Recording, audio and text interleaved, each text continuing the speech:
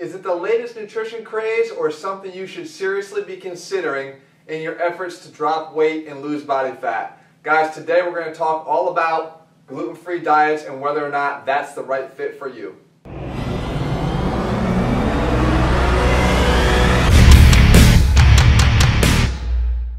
What's up guys, Jeff Cavaliere, ATHLEAN-X.com. Today we have to talk about one of the biggest buzzwords in nutrition and one that you've had to have heard unless you've been living under a rock, and that is gluten and gluten-free diets.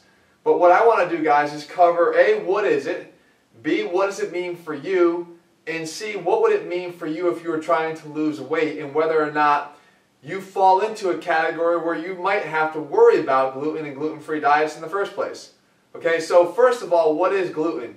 Gluten is a protein molecule that we find in three primary grains, wheat, barley, and rye, and also as a food additive in things like low and non-fat dressings and in deli meats and soy sauce. So it's not just something that we associate with grains or wheat, but it's something that is a lot more pervasive and therefore could be a much bigger challenge for those of us who have a problem. Secondly, we have to figure out who has a problem. So there's two things going on here, guys.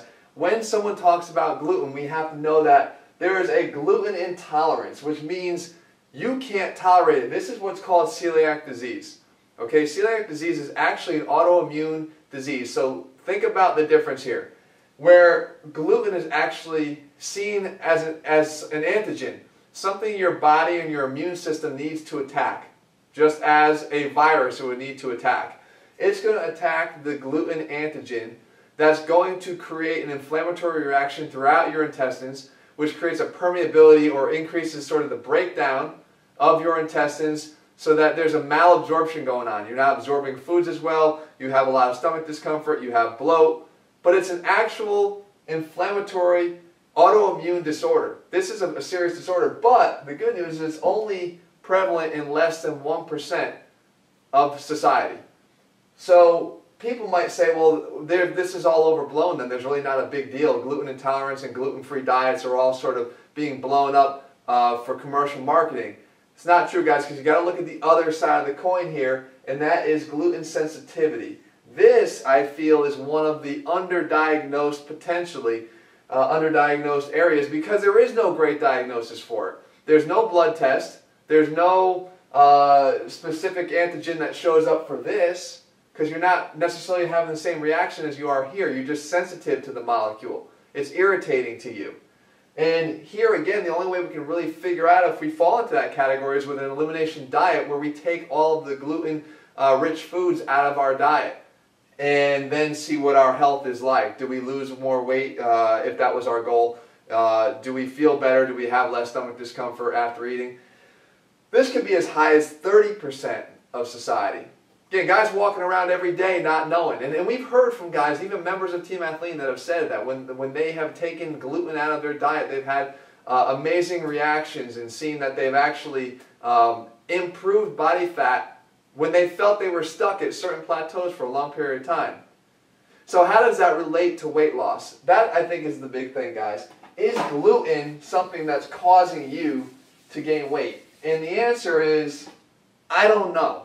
I don't think we can say that the gluten molecule is chemically causing you to lose weight, to gain weight, or doing something hormonally that's making you gain weight. I don't think there's enough research to show that. What is the easy observation though? One of the things I think helps a lot is because of the types of foods that you find these in, the refined carbohydrates that I discussed already, cakes, sweets, donuts, and again, some of these carbohydrates like pastas and breads. Remember guys, it's very hard to control serving sizes and portions of carbohydrates. A chicken breast comes in a certain size, right? Different carbohydrates are very, there's no defined portion size. What do you do with your pasta? You pile on a plate of pasta. So if you were going to eliminate your gluten-rich foods, you could be eliminating a whole lot of calories on top of a whole lot of carbohydrates and hydrophilic carbohydrates, which are going to bring water in and retain water as well. So weight can come off pretty easily, pretty quickly. So I don't know if necessarily the improvements we see by getting rid of gluten, if we're sensitive to it, are coming from actually getting rid of the gluten molecule or getting rid of a lot of the crappy foods and all those other things too. I talked about the deli meats and all that. Guys, getting that out of your diet is going to be a good thing anyway. When we talk about nutrition here at ATHLEAN-X, with the X Factor meal plan, we are focusing on whole foods, good nutrition, solid, nutrient-based and dense foods, not the shortcut foods I like to call them, like the deli meats, like the processed foods, like the refined carbohydrates. So I'd say do a test. If you find that you're stuck at a certain body fat, try to remove some of the gluten from your diet.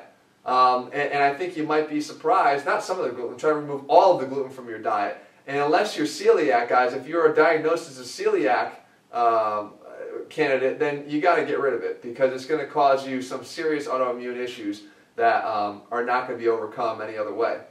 Now, that being said, guys, we approach everything we do here holistically, right? Everything's supposed to be about considering the evidence, the science, and trying to support that and give you guys the best weapons to combat what science is arming us with. And I'm saying right now that, yes, there's a large contingent of people that are gluten sensitive. With that known, with our ATHLEAN-RX supplement lines, guys, our whey protein sometimes can be a big harborer of gluten.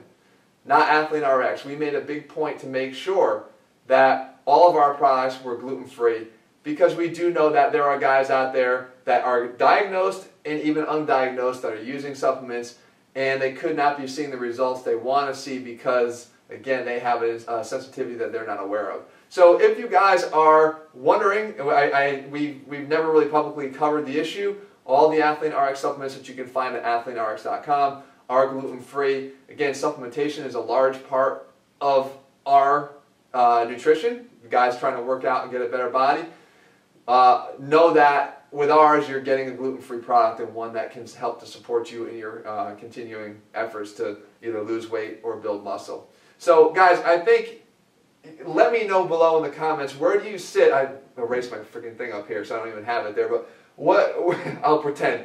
But if you were on this side over here, the guys at celiac, let us know. I'd like to see how many, would they say 1%, less than 1%? We've got a lot of viewers here. I'd like to see who is celiac and has celiac disease. And these guys over here, the guys that are mysteriously not on the board, the sensitive guys, tell me your experiences with carbs. What are some of the things when you eat refined carbs that might be causing you to have some issues? Or do you think that there might have had an impact on your ultimate results that you're seeing? Because I think, based on research, that could quite possibly be true.